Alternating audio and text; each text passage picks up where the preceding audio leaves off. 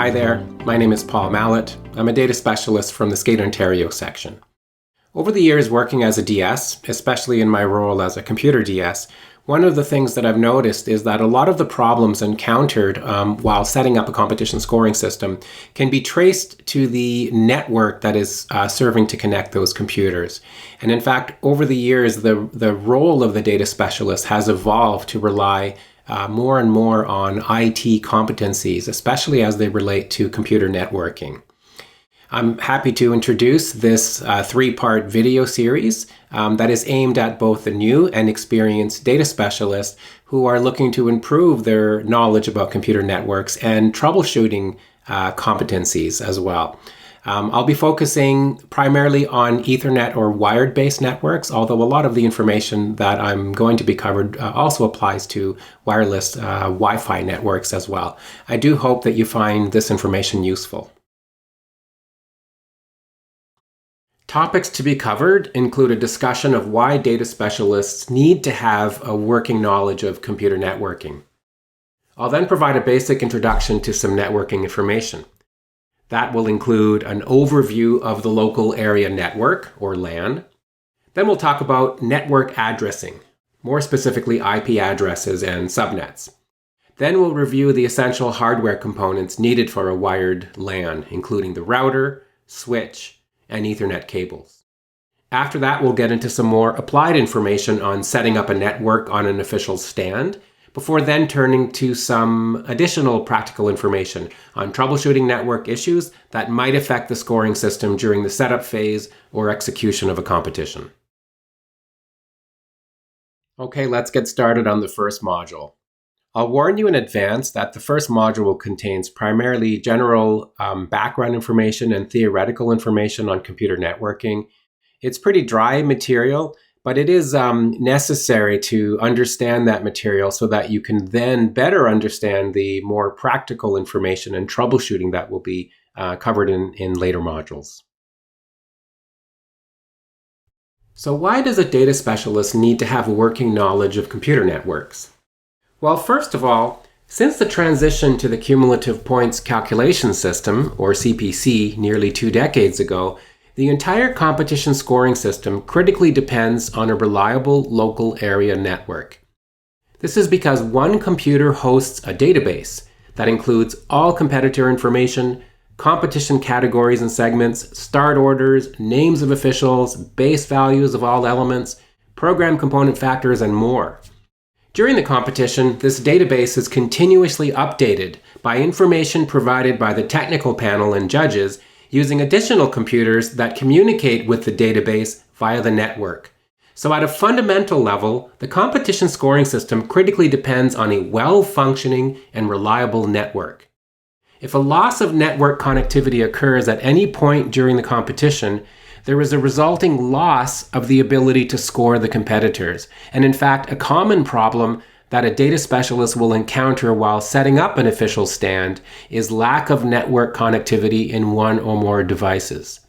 Therefore, having a working knowledge of computer networking will arm the data specialist with the knowledge needed to troubleshoot network issues during the setup or execution of a competition.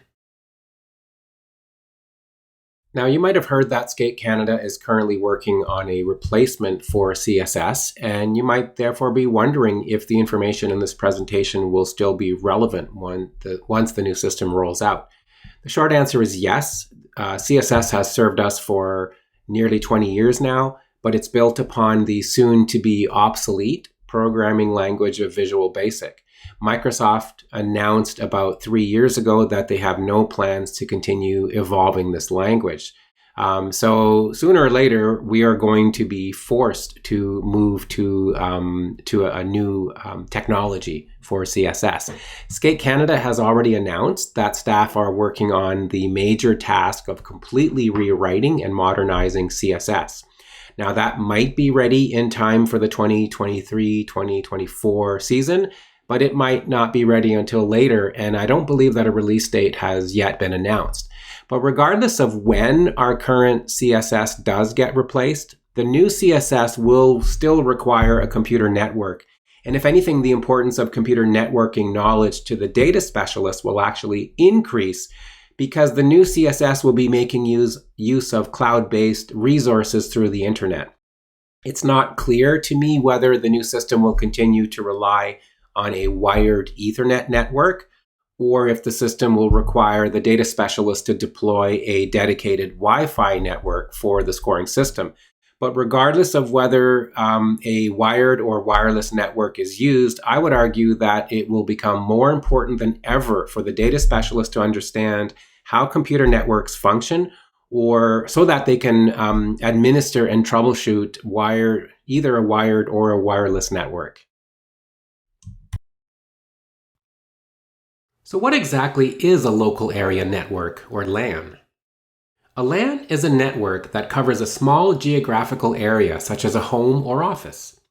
LANs mostly use Ethernet technology, which is a group of networking technologies that dictates how data is transmitted over the physical media, with the most common media being network cabling, identified as CAT with a number, such as Cat5 or Cat6. But the computers on the LAN can also communicate wirelessly using Wi-Fi. So you can have an Ethernet-based LAN, or you can have a Wi-Fi-based LAN, or you can have a LAN that actually uses both Ethernet and Wi-Fi devices. A WAN, abbreviated from Wide Area Network on the other hand, is a network that covers larger geographical areas that can even span the globe. An example of a well-known WAN is the Internet, which is a collection of tens of thousands of networks that connects tens of billions of devices. Most of you likely have a wireless router such as this device that includes one or more LAN ports into which you can connect computers, smart televisions or streaming devices, video games, and networked printers. Those devices can be configured to communicate with each other through a LAN that is accessible only within your home. The WAN port on the router then connects to the Internet, and the router can in turn route information between the LAN in your home to the WAN, which in this case is the Internet. Let's talk about network addressing now. For information to be routed along a computer network, the sending device needs to be able to identify the recipient. You can liken this to making a phone call. If you want to call somebody, you need to know their phone number. If one computer wants to talk to another computer, then it needs to know the computer's identification number, which is called an Internet Protocol Address, or IP address. IP addresses consist of 4 8-bit numbers separated by periods. That is, 4 numbers, each ranging from 0 to 255, separated by periods. If you're wondering why these 3-digit numbers max out at 255 and not 999, it's because the addressing system is built upon a binary system. So when I say 8 bits, I mean that it's a number that uses 8 digits of binary. The only binary digits are 0 and 1. Therefore, the largest value that you can achieve using only 8 binary digits is 255. Here are some example IP addresses. You'll notice that each address is composed of 4 decimal numbers separated by periods, with no spaces. Each number ranges from 0 to 255 and is called an octet, which is derived from its binary 8-digit origin. Now, if you do the math, you realize that the number of unique IP addresses is 256 to the power of 4, which yields a number just under 4.3 billion.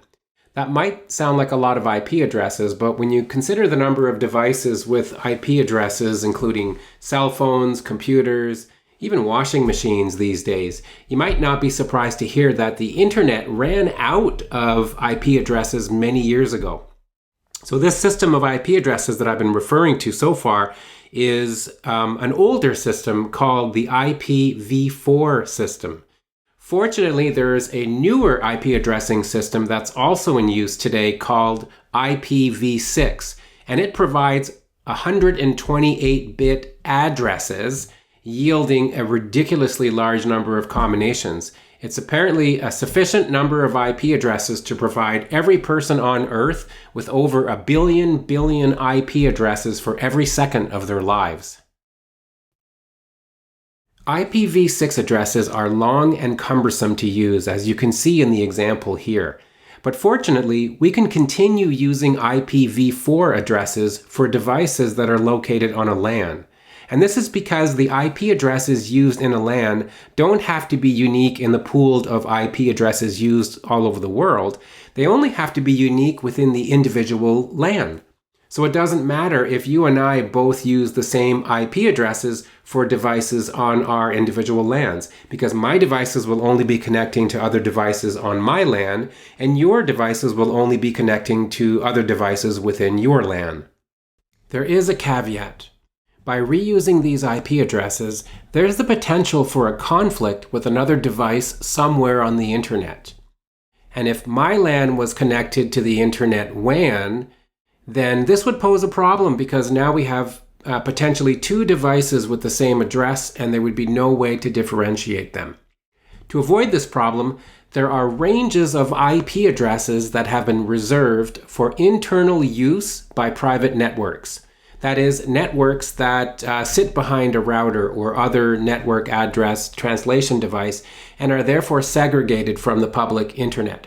We call these local IP addresses. There are three ranges of IP addresses that have been set aside for this purpose. The middle range, that begins with 172.16, is mostly used for medium and large size networks in enterprises and organizations. So when configuring a LAN, you should therefore select a range of addresses within either the 10.0.0.0 to 10.255.255.255 range, or the range shown in the bottom, 192.168.0.0 to 192.168.255.255. So in other words, all IP addresses that begin with 10 dot or 192.168 dot can be used in a private LAN. This list contains some example IP addresses. All of them are valid IPv4 addresses, but only the addresses with green check marks can be used in private LANs. The addresses with red X's are valid internet IP addresses, but cannot be used for private LANs because they don't begin in 10 dot or 192.168 dot. Now, something that I haven't explained yet is that you can't just mix and match any old IP addresses in a LAN. If you have a set of computers that are all plugged into the same router, they won't be able to communicate with each other unless their IP addresses are all located on the same subnet. When configuring a LAN, it's important to create one or more subnet. A subnet, or subnetwork, is a logical subdivision of an IP network. You can think of it as a network inside a network. Subnets make networks more efficient, and through subnetting, network traffic can travel a shorter distance without passing through unnecessary routers to reach its destination. You'll recall from an earlier slide that an IP address is composed of 4 sets of 8-digit binary numbers. Each of these groups of numbers is called an octet, and each IP address includes a set of octets that identify the network that the device or host belongs to and the host number of the device. For example, my subnet might include 3 computers with the following IP addresses: 192.168.3.3, 192.168.3.4, and 192.168.3.100. In this example, the subnet that these 3 network devices or hosts belong to is 192.168.3.something. All 3 hosts share that part of their IP addresses. The final number in this example represents the unique host identification number. So one of the hosts has the identification number 3, one of them has 4, and one of them has 100. It's not always the case that the last octet is used to identify the host. It's up to the person configuring the subnet to decide how the IP addresses will be configured. This is accomplished by not only providing an IP address, but also a subnet mask, which is sometimes called a net mask. A subnet mask identifies which part of the IP address is the network and which part is the host. The sequential bits that are on, which have a value of 1, are deemed the network bits, and the bits that are off, which have a value of 0, are considered the host bits. So in the example shown here, the subnet mask is 255.255.255.0. The 0 value in the final octet means that this will be the part of the IP address that will be used to identify the individual hosts. You could also configure your net mask differently, such that you're not reserving the entire octet for your hosts. Or you could create a subnet with more than 255 hosts by using more than one octet in your net mask. But this is where things start to get really complicated, so I'm deliberately leaving out a lot of information on subnetting because a full understanding of how subnets work is really not required for a data specialist to configure a simple LAN. So here we have created a small network of 3 computers, all connected to the same router, and we want them all to communicate with each other on the subnet 192.168.3. For the computers on our subnet to be able to communicate with each other, they all must belong to the same subnet. As a matter of convention, we have assigned the IP address of 192.168.3.1 to our router. If we were to assign these IP addresses to our computers, 2 of these computers would be able to communicate with each other, but 1 could not, even though all computers are connected to the same router. This is because they're not all configured to the same subnet. The computer on the right is configured to the 192.168.16 subnet and not the 192.168.3 subnet. By reassigning the IP address of the computer on the right to an address that falls within the 192.168.3 subnet, all 3 of our computers will then be able to communicate with each other. Okay, let's try to simplify things now for practical data specialist applications. Because a competition scoring system always uses fewer than 255 devices, we can adopt the simplest subnet configuration that involves using a subnet of 192.168.y.x, where y represents any arbitrary number between 0 and 255 that you'll use to identify your subnet, and x represents the unique host numbers. For example, we could create a network 192.168.6.x with a net mask of 255.255.255.0. This will include all IP addresses beginning with 192.168.6.0 and ending with 192.168.6.255. This is in fact how all of the competition scoring network devices owned by my home section of Skate Ontario have been configured. IP addresses can be static or dynamic. When I say that the address is static, I mean that the address will not change over time unless the settings are directly manually altered. So if you assign a static IP address to a computer and then reboot the computer, the IP address will be retained. There are 2 common methods of assigning a static IP address. One is to directly change the network adapter settings on the host computer. A second method involves adjusting the settings on the router's DHCP server, which stands for Dynamic Host Configuration Protocol Server, so that a particular IP address is assigned to a particular MAC address.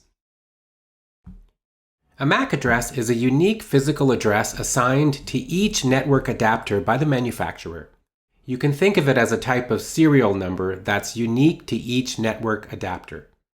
When a computer connects to a network router, the router can identify that computer by reading the MAC address of the network adapter, and the router can in turn assign a predetermined static IP address that has been reserved for that particular MAC address. The computer program that runs on the router that does this is called a DHCP server, which stands for Dynamic Host Configuration Protocol Server. As a practical example, when setting up an official stand, the network administrator can assign a static IP address to the EC computer using two methods. One is to change the adapter settings on the EC computer so that the computer always uses a particular IP address. To do this, you go to the EC computer and you adjust the network adapter settings directly on that computer. A second method is to identify the MAC address of the EC computer and then configure the router to assign a particular static IP address to the computer associated with that MAC address, in this case the EC computer. Dynamic IP addresses are different from static IP addresses in that they can change over time. They're typically automatically assigned within a predetermined range of IP addresses by the network. Again, this is usually accomplished by the DHCP server that's running on the router. When a network device connects to the network, the DHCP server assigns an unused IP address from the predetermined block of addresses. Now, there are pros and cons associated with using these two different types of IP address assignment. Dynamic addresses can automate the process of IP address assignment. They can also prevent accidental IP address conflicts that can occur when addresses are manually entered.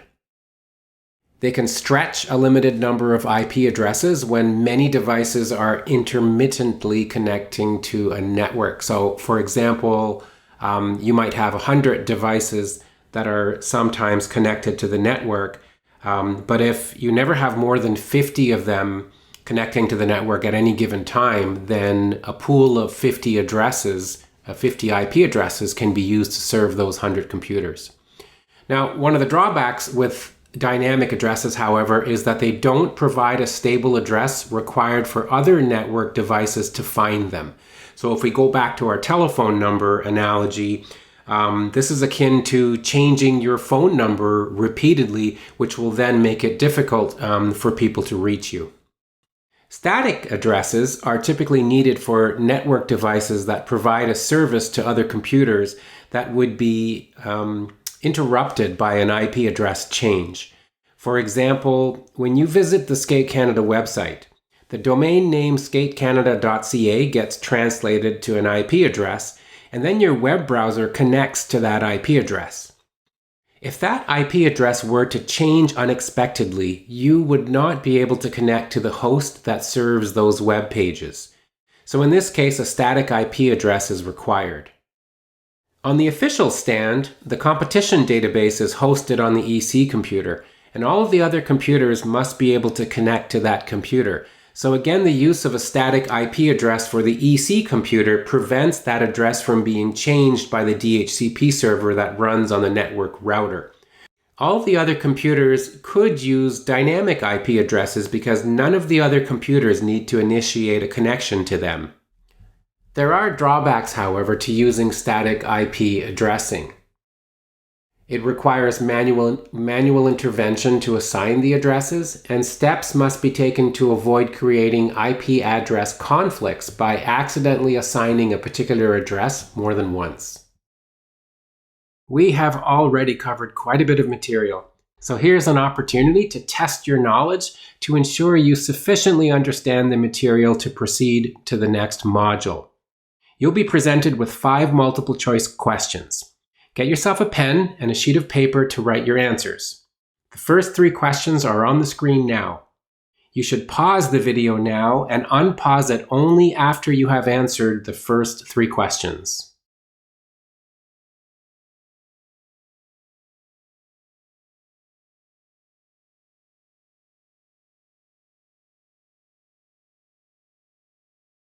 Here are the final 2 questions. Again, pause the video to give yourself time to answer the questions, and then unpause the video when you're ready to review the answers.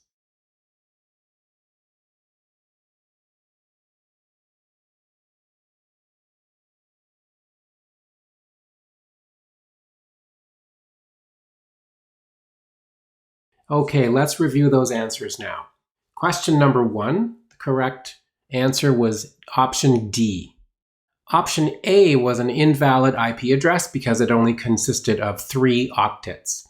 Option B was also invalid because the second octet, 322, exceeds the maximum permissible value of 255. Option C is incorrect because it is not an IPv4 IP address, it's an IPv6 IP address. Option D is the correct option, and option E is also, like, option B is incorrect because here the third octet exceeds the maximum value of 255. Question number 2 asks, which of the following represents a valid private LAN IPv4 address? Now, all of the options that are presented there are valid IPv4 addresses, but only option B, 192.168.4.5, is drawn from the list of approved IP addresses that can be used for private LANs. Question number 3 asks you to identify which portion of that IP address, given the net mask presented, represents the host number. So in this case, because our net mask ends in .0, that is identifying that it's the fourth octet that is being used for the host number. So the correct option here is 201, option A. Question number 4. The only computer that absolutely must have a static IP address is the EC computer, option B. And this is because data specialists are trained to run an MS SQL server that hosts the competition database on the EC computer. All of the other computers need to be able to find the location of that database, and therefore the IP address for the EC computer cannot change. There's nothing preventing you from using static IP addresses for the other computers. As long as they don't produce an IP address conflict, you're welcome to do that. But there's no need to do that either. And all of the other computers that are used in the scoring system can use a dynamic IP address. Question number 5 asks what the DHCP server is used to assign. And here the correct answer is option D. The DHCP server certainly can assign dynamic IP addresses, but it can also be used to assign static IP addresses. And that's done by configuring the router to have the DHCP server check a computer's MAC address and always assign the same IP address to that particular MAC address. So hopefully you'll have obtained 5 out of 5. If you did, fantastic work. You're ready to move on to the next module. If you scored less than 5 out of 5, I would recommend rewatching the relevant part of the video before accessing the next module. And I say this because the information that's going to be coming next actually builds upon what we've already covered. So it's important that you have a strong base before you move on to the next module.